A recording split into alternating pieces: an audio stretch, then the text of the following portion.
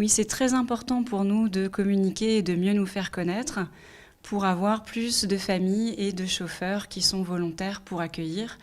Effectivement, jusqu'à présent, nous avons fonctionné au bouche à oreille. Nous sommes 1400 sur notre groupe et en nous relayant, nous pouvons accueillir entre 50 et 100 jeunes chaque week-end.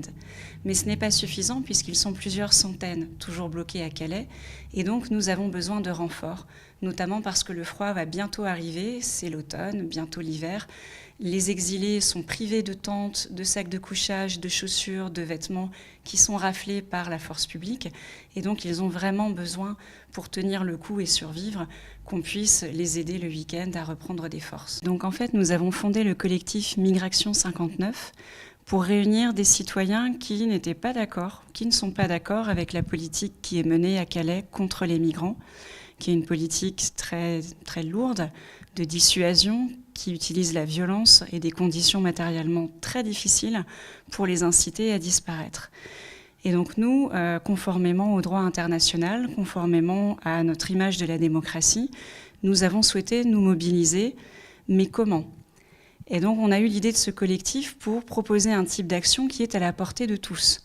C'est-à-dire, vous avez une voiture, vous pouvez faire chauffeur et aller avec nous le week-end, le samedi matin, chercher les exilés qui sont bloqués à Calais. Vous avez un canapé-lit, une chambre d'amis, un matelas. Vous pouvez les accueillir et leur offrir un temps de répit, des conditions décentes le temps du week-end. Alors nous avons souhaité aller à la rencontre de tous ceux qui sont sensibles à cette question. Donc les familles qui accueillent ce week-end vont être présentes à la Maison Folie de Oisem qui nous prête ce lieu extraordinaire.